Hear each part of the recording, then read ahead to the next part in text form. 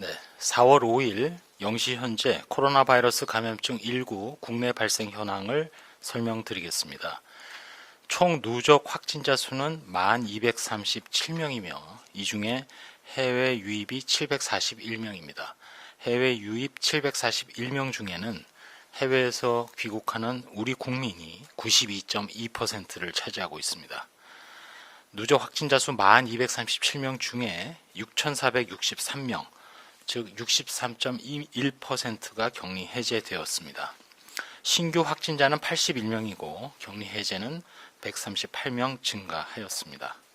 사망자는 6명이 발생하였습니다. 애도의 뜻을 드리고 또 안타깝게 생각합니다. 지역별 현황을 보면 해외 유입보다 지역 발생이 단 한 건 많은 41명이 발생했고 해외 유입이 40명 발생으로 나타났습니다.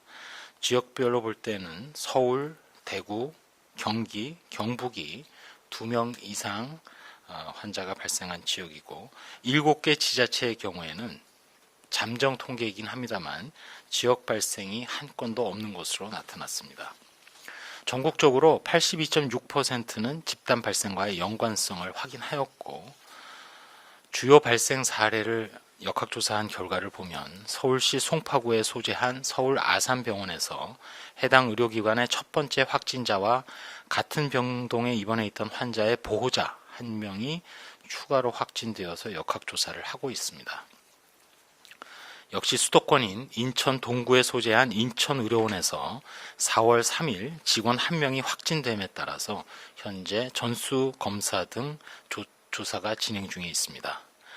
경기도 의정부시에 소재한 의정부 성모병원의 발생과 관련해서 전일 대비 5명이 접촉자로 관리 중에 추가로 확진되어서 현재까지 총 40명 확진자가 확인되었습니다.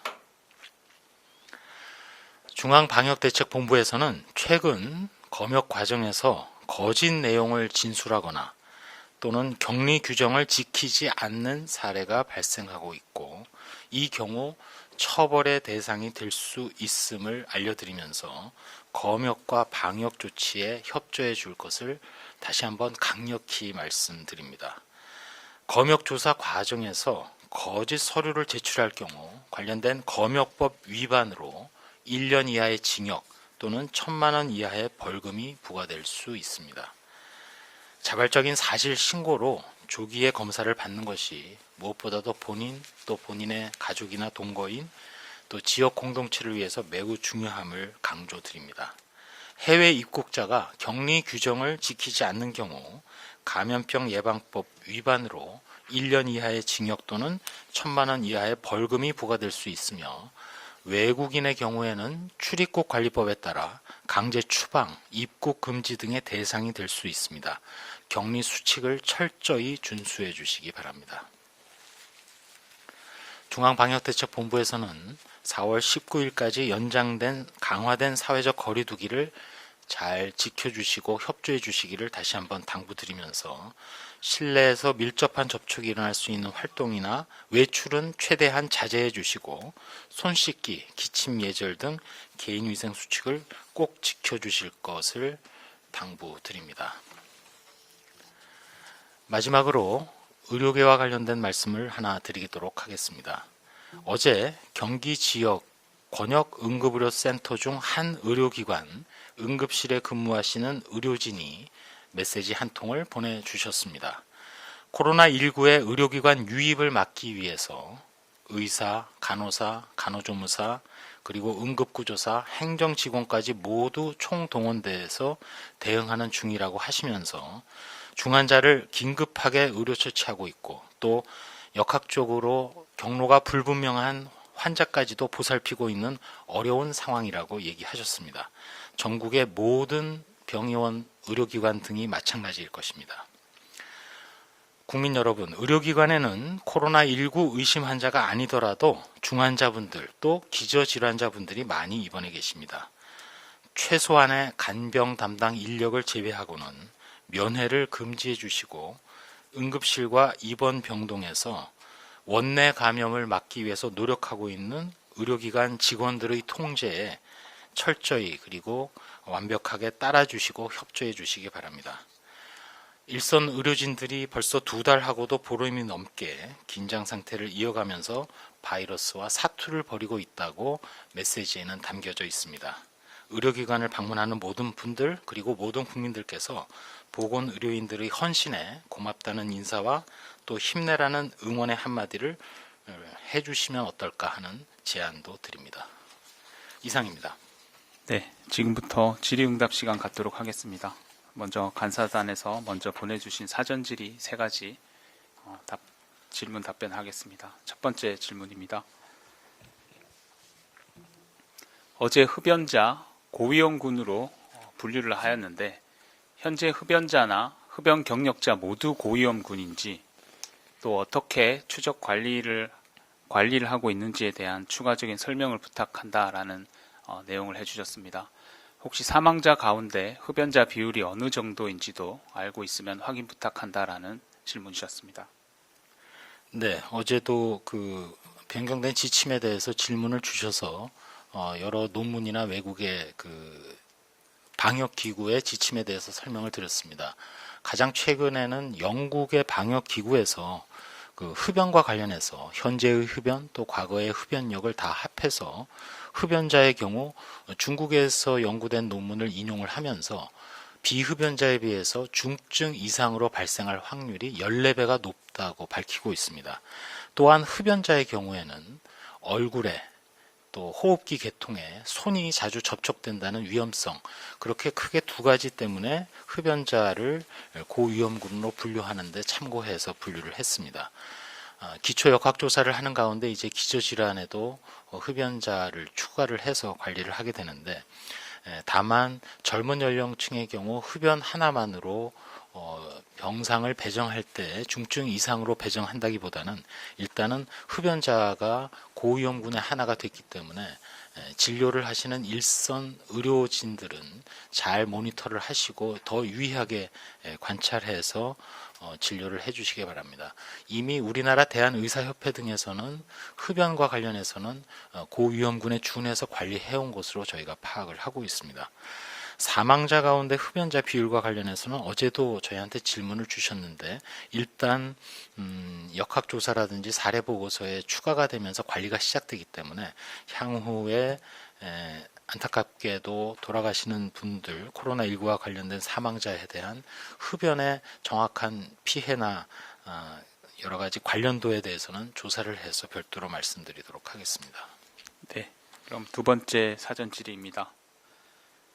서울 아산병원 9살 어린이가 확진되기 전까지 입원한 병실에 신생아가 왜 있었는지 질병의 여부가 궁금하다라는 질문을 주셨고, 또 하나는 9살 어린이 확진 후 돌보는 건 누가 했는지, 그동안 아기 어머니는 산후조리원에 있었던 것 같은데 병실 방문 뒤 감염된 건지도 확인 부탁한다라는 질문입니다. 이 질문은 곽진 환자관리팀장이 역학조사와 관련된 내용을 설명드리도록 하겠습니다.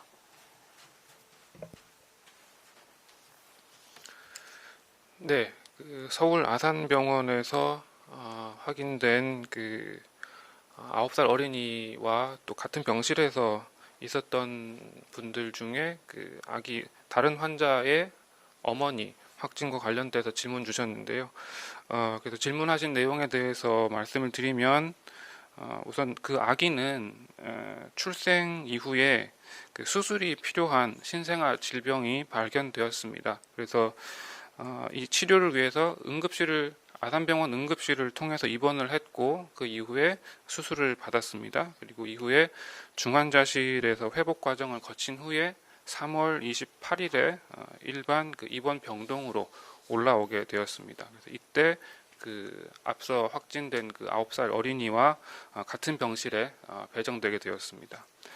그리고 이 아기를 그래서 돌보신 분이 이제 아기 어머니와 아버지가 번갈아 가면서 돌봤다고 하셨고요. 그래서 이 과정에서 어머니가 같은 병실 내에서 감염된 것으로 추정을 하고 있습니다.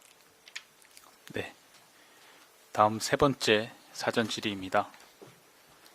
수도권의 요양병원, 요양원, 정신병원 등 감염 취약 시설에 대해 선제적인 검사를 해 나가야 한다는 의견이 있는데, 이를 위해 랜덤으로 샘플을 추출해서 하는 검사나 또는 혼합 검체 기법을 이용한 검사 등을 도입해서 어느 정도 효율성을 높인 추가 검사는 검토하고 있지 않는지에 대해서 질문하셨습니다. 예, 동시에 한 번에 물으셨지만 두 가지 질문 내용이 되겠습니다.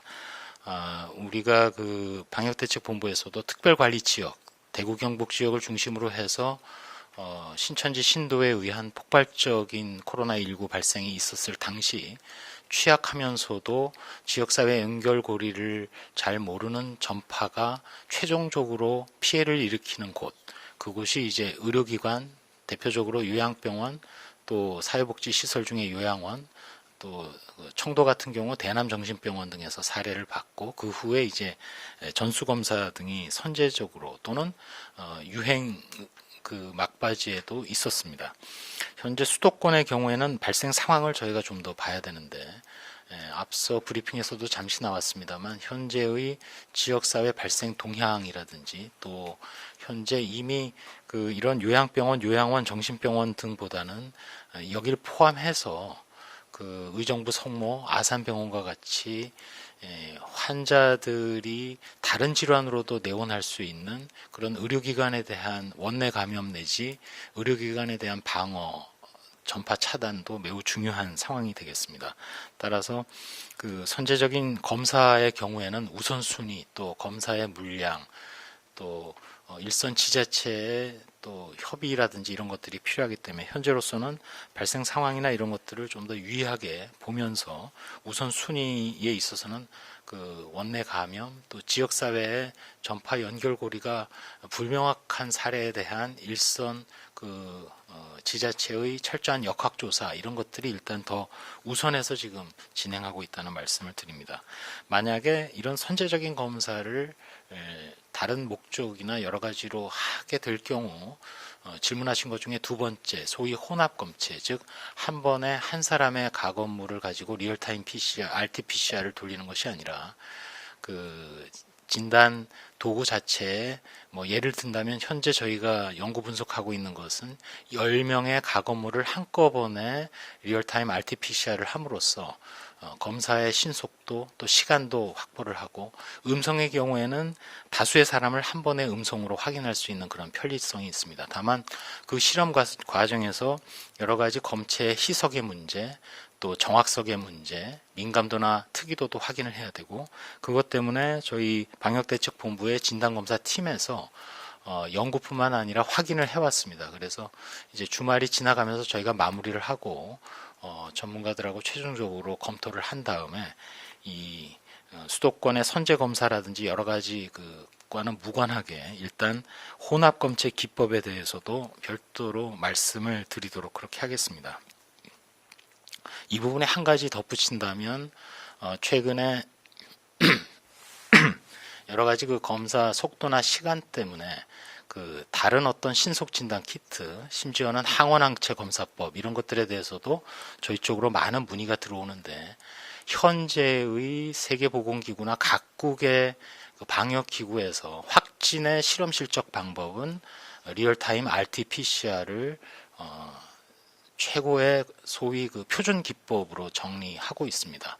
다만 리얼타임 RT-PCR을 다량을 짧은 시간에 할 수 없는 경우에는 이제 다른 검사법들을 생각할 수 있는데 항체가 동원되는 검사법의 경우 이뮤노글로불린 M 같은 항체가 생성되는 데까지의 시간이 어느 정도 소요가 된다는 점 등을 감안을 하고 또 정확도에 있어서도 가짜 음성의 경우는 확실한 음성으로 간주하기가 어렵기 때문에 어차피 리얼타임 RT-PCR을 해야 된다는 점 이런 것들 때문에 언론 보도라든지 여러 경로를 통해서 뭐 외국에서 신속 진단 키트가 개발이 됐다 또 짧은 시간에 검사를 할 수 있다 이런 얘기들이 많이 나오고 있는 것을 저희 당국에서도 인지하고 있고 그것에 대해서 하나하나 저희도 검토하고 또 확인하고 있습니다만 현재까지는 어쨌든 리얼타임 RT-PCR을 통한 확진 방법 또 그 방법 내에서 혼합 검체 기법 이런 것들을 저희가 검토해왔다는 점을 좀 더 이해를 돕기 위해서 추가로 말씀드립니다. 네, 지금부터는 현장에서 보내주신 문자 질문에 대해서 즉답하는 시간 갖도록 하겠습니다. 역학조사 결과나 통계와 관련된 문의는 현장에서 즉답이 어려울 수 있습니다. 이 경우 저희 위기소통팀 통해서 답변 드릴 수 있도록 하겠습니다. 첫 번째 질문입니다. MBN 이혁준 기자님이 주신 질문입니다. 두 가지 주셨는데요. 첫 번째는 완치 후 재확진된 사례가 총 몇 명인지, 이 중 재감염으로 확인된 사례는 몇 명이고, 재감염이 아직 재활성화된 사례 또는 미확인 사례는 몇 명인지에 대한 통계에 대한 질문을 문의 주셨습니다. 건수를 제가 일일이 지금 기억하고 있지는 않은데 과거에 브리핑을 하면서 답변 드리기를 서울 지역만 해도 최소한 3건이었고 아마 훨씬 더 많이 그 재격리 사례, 재확진보다는 정확하게 표현한다면 그 부분 관련해서는 이번 주에도 이제 매주 정기적으로는 목요일 날 중앙임상위원회가 열리고 빠르면 내일도 저희가 여러 가지 치료 기법과 관련해서 가능하다면 중앙임상위원회를 통해서 다른 내용도 좀 논의를 하려고 합니다. 임상 전문가들과 함께.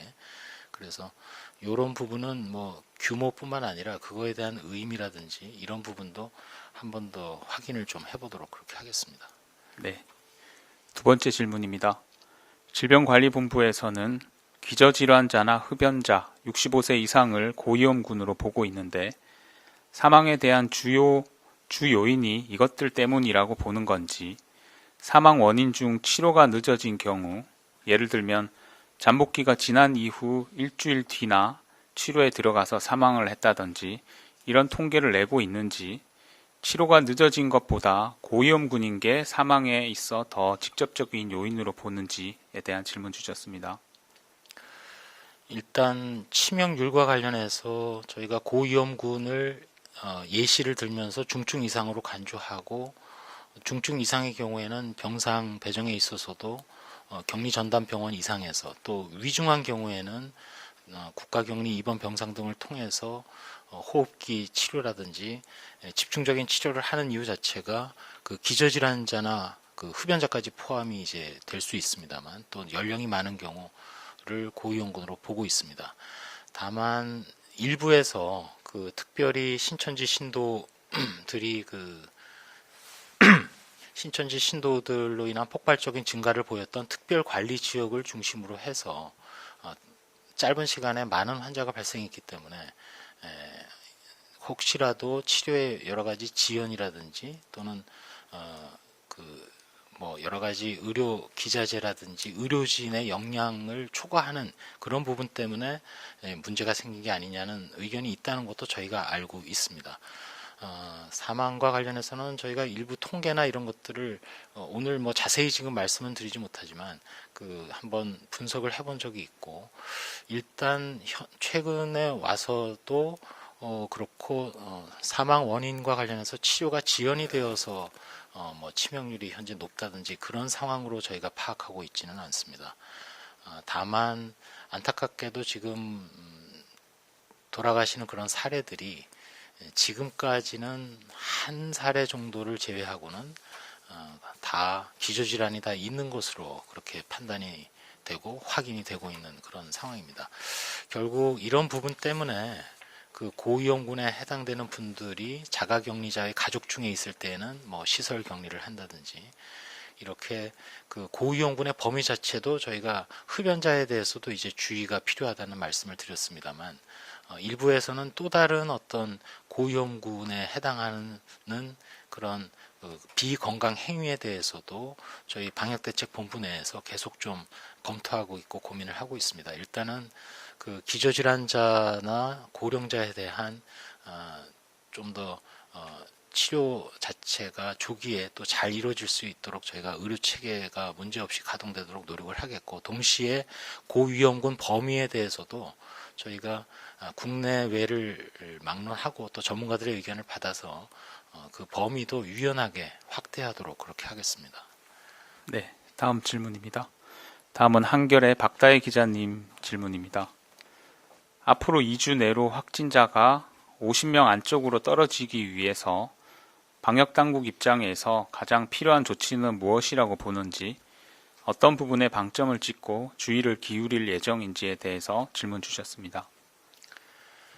이 부분과 관련해서는 어제 11시 브리핑 때 박능호 보건복지부 장관께서도 이미 강조를 하셨습니다만 저희 방역대책본부에서 가장 유의하게 보고 있는 것은 어차피 드러나 있는 규모인 해외 입국하시는 우리 국민이라든지 또는 이미 확진된 사람의 접촉자나 이런 대상보다는 가장 우려하고 있는 것은 전파 연결고리는 잘 모르겠는데 지역사회에 발생하고 있는 산발적인 또는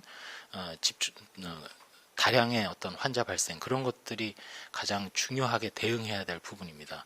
왜냐하면 연결고리를 잘 모르게 지역사회에 유행하고 있다는 것은 결국은 그 전파고리가 드러나지 않는 것이 더 있을 수 있고 그 연결고리가 결국은 대형병원 또 요양병원, 요양원, 사회복지시설로 가서 많은 희생자, 피해자를 발생하게 되는 것이기 때문입니다.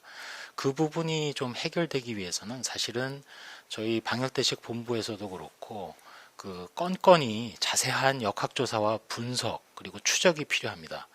또 한 건이 발생하더라도 관련된 접촉자의 범위에 대해서는 다 추가적인 확인이 필요하고 또 철저한 자가격리 등이 필요합니다. 이를 위해서는 지자체에서도 매번 발생하는 사례에 대해서 기초역학조사서를 자세히 확인하고 또 철저한 역학조사를 신속한 시간 내에 해서 저희 중앙의 방역대책본부에서 전체를 다 분석하고 파악할 수 있도록 유기적인 체계가 더 가동되도록 하겠고 또 일선의 의료기관이 워낙이 지금 환자 진료나 이런 데 바쁜 것이 사실인데 그럼에도 불구하고 개별 그런 확진되는 사례 중에 특별히 산발적인 사례에 대해서는 그 환자에 대한 조사 그리고 조사된 내용이 저희 중앙방역대책본부에서 아주 빠른 시간 안에 좀 집계가 되고 수집이 되고 분석이 될 수 있도록 그렇게 더 협조를 구하고 저희도 더 노력하도록 하겠습니다. 그 부분이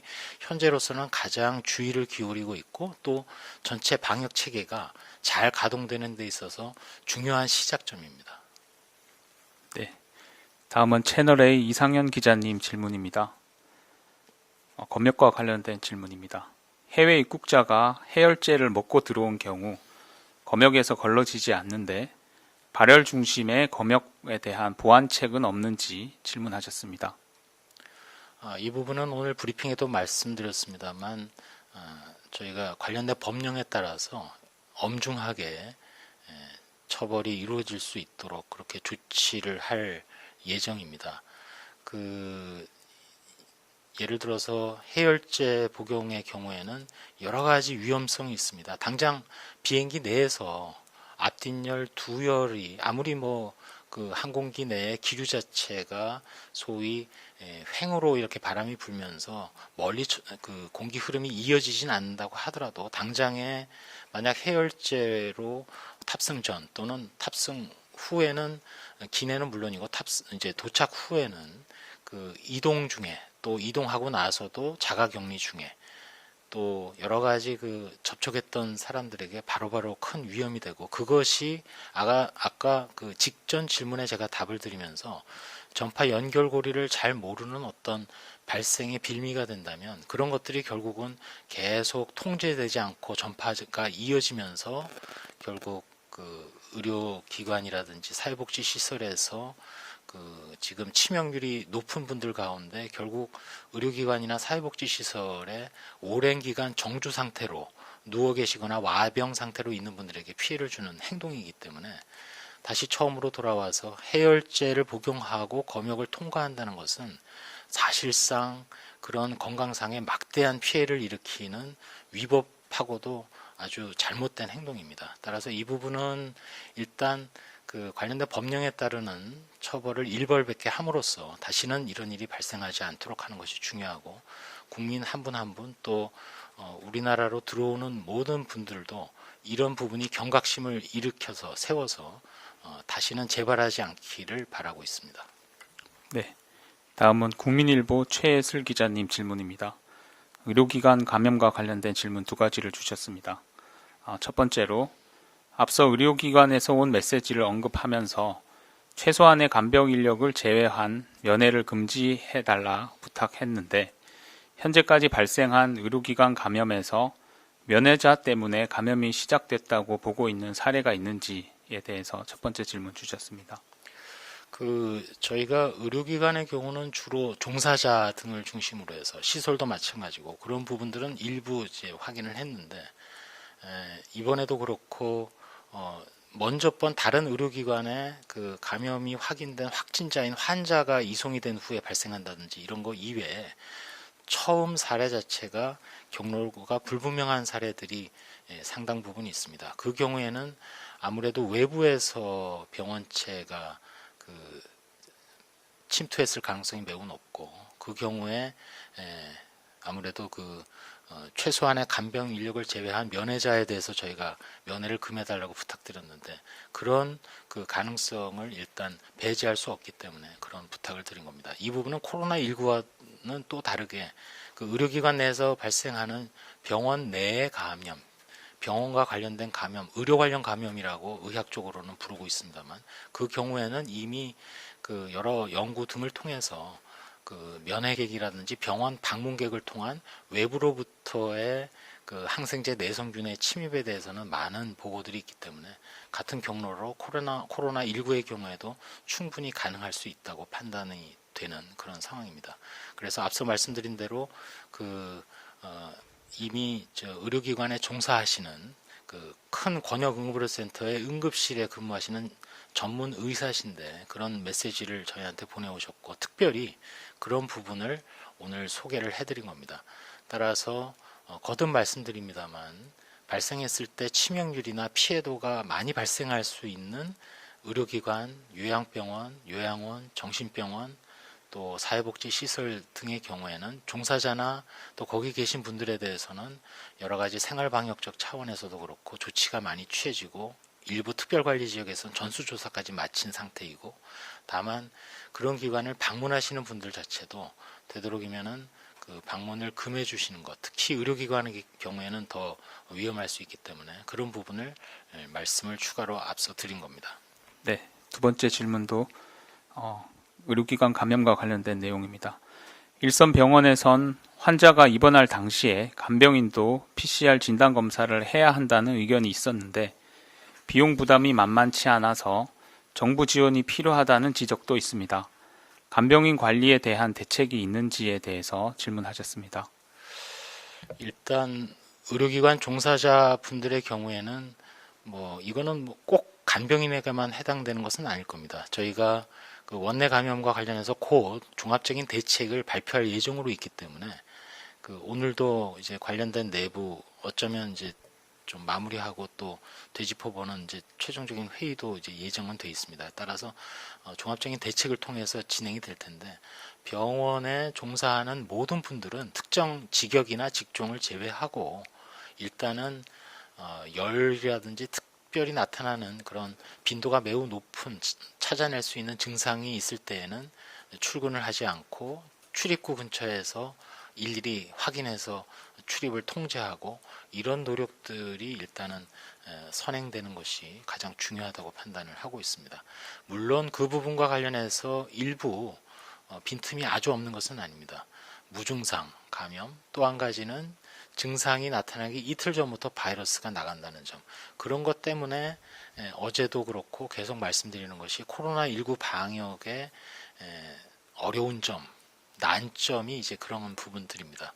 그럼에도 불구하고 이 PCR 검사라는 것은 그때 당시에 몸에 바이러스가 증폭되고 있지 않다는 것을 의미하는 것뿐이기 때문에 일단은 또 검사 물량의 한계라든지 또 검사가 시작이 돼서 마무리될 때까지의 시간, 또 검사에 들어가는 여러 가지 비용들 이런 것 때문에 일단은 그 증상과 관련된 원내 종사자에 대한 또 원내 출입 시의 어떤 관리 이런 것들이 일단 더 중요하다고 판단을 하고 있습니다. 좀 더 자세하게 의료기관 내 원내 감염과 관련된 코로나19 대책에 대해서는 별도로 자세히 말씀드릴 기회가 있을 것 같습니다.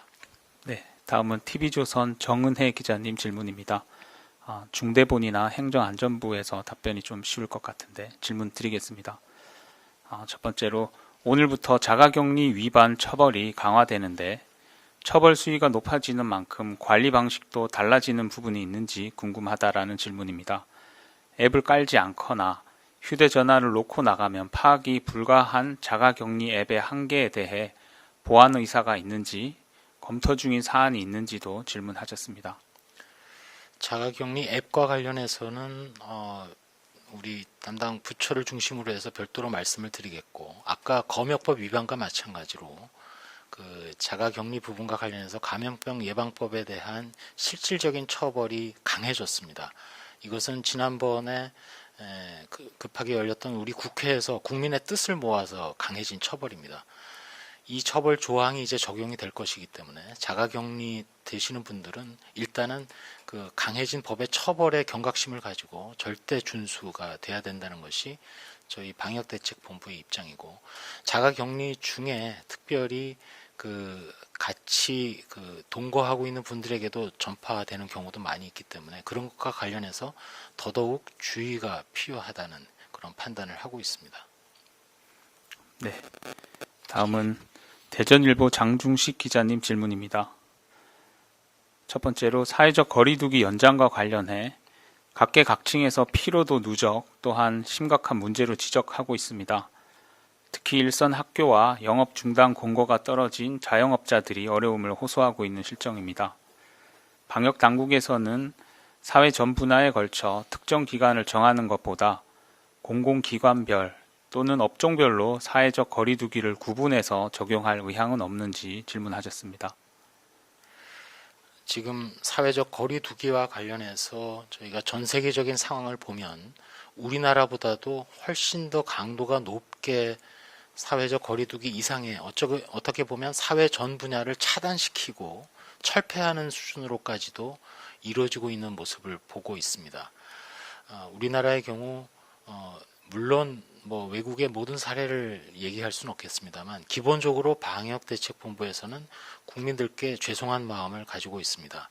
지난 2주간 오늘까지의 강력한 사회적 거리두기를 통해서 좀 더 코로나19 상황이 억제되고, 따라서 그 학교라든지 또 사회생활에 있어서도 생활 방역이 빨리 정착이 되면서 좀 더 정상적인 일상을 하실 수 있도록 해드리고 싶은 마음은 저희가 정말 그 굴뚝 같은 심정입니다만, 현재 그 국내 발생 중에 특별히 전파 연결고리를 잘 모르는 사례 자체가 여전히 발생하고 있는 점, 그거 자체는 이제까지 우리가 경험했던 감염병보다는 코로나19의 또 다른 특성, 즉 무증상 감염이 상당 부분 있다는 것, 특별히 미국 CDC에서 얘기한 25%까지, 물론 나라마다 노무마다 좀 차이는 있습니다만, 또 증상이 나타나는 잠복기 중에 증상이 나타나기 전에도 이틀 전부터 바이러스가 배출이 되고 그 이틀도 도리어 증상은 없는데 배출되는 바이러스 양은 증상이 나타났을 때보다도 더 많이 배출되는 것으로 그렇게 파악이 되고 있는 상황입니다. 이러한 어려움 때문에 우리가 강력한 사회적 거리두기를 2주간 펼쳤음에도 불구하고, 물론 상황이 진정되고 있는 것은 사실이고 또 지역사회의 연결고리를 잘 모르는 발생이 조금씩 줄어드는 추세를 보이고 있는 것 또한 사실입니다. 그렇지만 총리께서도 말씀하셨지만 만약 이 부분이 조금이라도 이완이 돼서 다시금 폭발적인 코로나19가 발생을 한다면 우리가 지역사회의 면역력이 어느 정도 되는지를 지금 모르는 깜깜이 상태에서 엄청난 피해가 또 발생할 수 있기 때문에 그 피해는 멀리 갈 것도 없이 우리나라가 세계 다른 나라의 상황을 보시면 충분히 우리가 짐작할 수 있을 것 같습니다. 그래서 일단은 향후에도 강력한 사회적 거리 두기를 통해서 계속 억제해 오고 있는 코로나19의 집단 발병을 더 억제를 해나가는 노력을 하는데 저희 방역대책본부에서도 최선을 다하겠습니다. 네. 다음은 한국일보 김민호 기자님 질문입니다.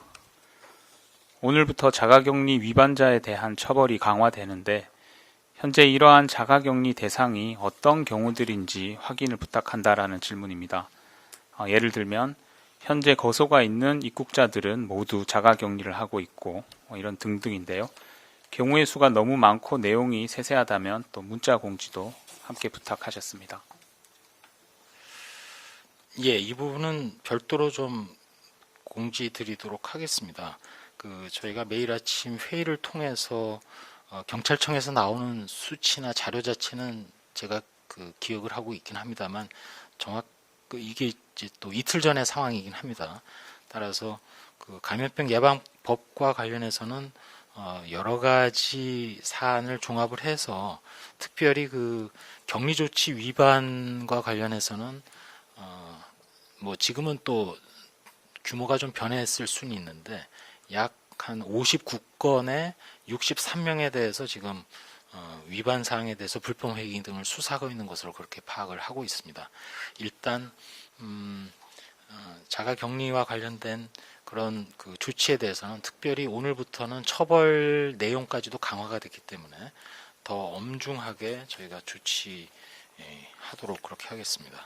예, 이 부분은 확진자나 접촉자, 해외 입국자 등 다양한 경우의 수를 저희가 기자님께 문자로 안내 드리도록 하겠습니다. 강원일보 박서화 기자님 질문입니다. 현재 보건당국에서는 사망률을 어떤 방식으로 계산하고 있는지 질문 주셨습니다. 일단은 현재 사망률은 저희가 확인한 확진 환자가 이제 분모가 되고 분자는 코로나19로 사망한 사례가 이제 분자가 됩니다. 다만 그 분자가 아주 드물게는 일부 이제 변동 가능성도 있는 것이 그 중앙임상위원회에서 조금은 그 주치 의사분들 중에 저희가 일단 코로나19로 집계를 해도 그 부분에 대해서 좀 더 확인할 필요가 있는 경우에는 뭐 이론적으로는 변경 가능성이 없는 것은 아닙니다만 그렇게 지금 분석을 하고 있고 외국과 일단 비교를 할 때도 그렇게 파악을 하고 있습니다. 따라서 분모를 그 우리나라처럼 진단 검사 능력과 속도에 있어서 비교가 안 되는 경우에는 사실은 이제 분모에 있어서 나라별로 좀 차이가 있을 수도 있고 분자에 있어서도 마찬가지로 사망 사례에 대해서도 다 진단 검사가 이루어지고 있기 때문에 그것을 횡으로 다른 나라와 똑같이 비교하는 것에 대해서는 일단 문제가 있을 수 있다는 건 알고 있지만 일단 현재로서는 과거에 다른 그 감염병의 유행 시에도 그랬고 현재 그렇게 분석하고 비교하고 있습니다. 네, 다음은 대전일보 장중식 기자님 추가 질문입니다. 무증상자를 통한 그 통계와 관련된 질문입니다. 방역 당국에서 가장 우려하는 것이 무증상자로부터 나온 확진 사례라고 알고 있습니다. 잠복기 중 증상이 없는 환자가 이동하면서 2차, 3차 감염 확산이 문제라는 것인데 코로나 발생 이후 이 같은 사례가 얼마나 되는지 혹은 해외 입국자들의 사례는 얼마나 되는지 집계가 있다면 답변 부탁드렸습니다. 저희가 뭐 전체를 다 뽑아본 것은 아니고 다만 그 가장 최근에는 이제 이탈리아에서 입국하는 분들 중에 유증상자를 빼고 무증상자들이 그 시설 격리됐다가 그 중에 이제 검사를 통해서 확인하는 그런 상황에서 그 물론 이제 전체 비율로 볼 때는 한 2% 내외 정도로 일단은 저희가 파악을 하고 있습니다. 네. 다음은 뉴스원 서영빈 기자님 질문입니다. 지난달 30일에 20대 위중 환자 1명이 에크모를 해제했는데 이후 상태가 개선이 됐는지 악화되었는지 여부에 대해서 질문하셨습니다. 이 질문은 환자관리팀장 곽진 팀장이 잠깐 설명드리겠습니다.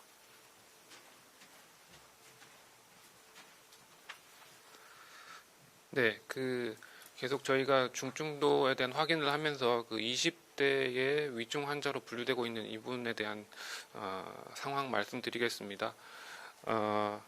이전에 저희가 말씀드렸던 바와 같이 에크모 사용은 중단된 상황이고 다만 조금씩의 그 호전 양상은 보이고는 있지만 아직 그 인공호흡기는 계속 적용 중인 상태이기 때문에 위중 단계로 분류되고 있고요. 저희 계속 모니터링 하도록 하겠습니다.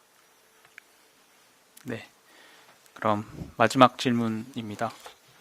코리아 헤럴드 김아린 기자님 질문입니다. 지난번 브리핑에서 강도 높은 사회적 거리두기 기간이던 지난주에 시민 이동량이 오히려 증가했다고 했는데 앞으로 연장된 2주 동안은 사회적 거리두기를 어떻게 실효성이 있도록 조치하실 것인지 구체적인 방안이 있다면 설명 부탁한다라는 질문입니다. 네. 그 강력한 사회적 거리 두기와 관련해서 방역 당국으로서는 거듭거듭 국민들에게 한편으로는 죄송한 마음이지만 또 한편으로는 매우 감사하게 생각합니다. 그 분명히 강력한 사회적 거리두기 전후로 이동량이라든지 그런 물리적인 어떤 지표는 여러 가지 편견이라든지 또 혼란 변수 등이 있기 때문에 그걸 그대로 분석하기보다는 코로나19의 발생, 집단 발생 이런 것들과 관련된 현상으로 볼 때는 분명히 강력한 사회적 거리두기에 대다수 국민들이 참여를 하시고 물론 일부 언론 보도 등이나 또 지자체의 행정지도 상황을 볼 때는 그렇지 않은 경우도 아주 일부 예외가 있긴 합니다만 절대 다수의 많은 국민들이 개개인이 다 적극적으로 참여해 주신 것이 사실입니다. 앞으로도 강력한 사회적 거리두기를 계속하면서 지금까지 해 주신 것처럼 그렇게 해 주시고 동시에 추가적으로는 그 각 기관이나 시설마다 이러한 방역을 책임지는 방역 책임자를 명확하게 한 명씩 지정하는 것이 일단 대책 중에는 좀 추가로 들어가 있는 상황입니다. 저희가 그 강력한 사회적 거리두기 향후에 이루어질 그 기간에도 그 일선에서 연결고리를 잘 모르는 그 코로나19 환자의 규모라든지 또 다른 지표를 통해서 그 강력한 사회적 거리두기의 결과, 성과 이런 것들을 좀 더 잘 분석하고 대비하도록 그렇게 하겠습니다. 네, 질의응답은 이상 마치도록 하겠습니다. 저희가 못 다드린 질문은 위기소통팀 통해서 답변 드리도록 하겠습니다. 그럼 후보부장 마무리 발언 듣도록 하겠습니다. 네, 그 국민 여러분께 일요일임에도 불구하고 사회적 거리두기로 활동에 제한점이 있는 것을 송구하게 생각을 합니다. 사회적 거리두기를 통해서 개인과 집단 간의 접촉을 최소화하고 감염 전파를 감소시키는 것이 가장 효과적이고도 코로나19의 가장 강력한 방어 수단입니다. 그 특별히 고령자나 면역이 저하되어 있는 기저질환자 등의 경우에는 감염될 그럴 기회를 차단하기 위해서 자택에 머무시기를 바랍니다. 지금은 무엇보다도 고위험군 또 기저질환자를 중심으로 해서 피해와 사망을 최소화하는 것이 가장 저희의 우선되는 과제 중에 하나입니다. 앞서 그 어떤 의료기관의 의료진의 메시지도 소개를 해드렸습니다만 의료기관의 바이러스 유입 차단에 모든 노력을 경주하고 있습니다. 그 일선 보건의료인 전체의 헌신과 노력에도 감사를 드리고 또 국민 여러분께서도 요양원이라든지 의료기관 또 요양병원, 정신병원 등등 집단시설의 방문을 최대한 또 하지 않도록 그렇게 해주시고 간병이 이루어질 경우에도 철저한 위생관리, 발열감시 등 원내 감염에 준한 조치가 취해질 수 있도록 해주시기를 부탁을 드립니다. 이상으로 브리핑 마치겠습니다. 네, 이상으로 정례 브리핑 마치겠습니다. 참여해 주셔서 감사합니다.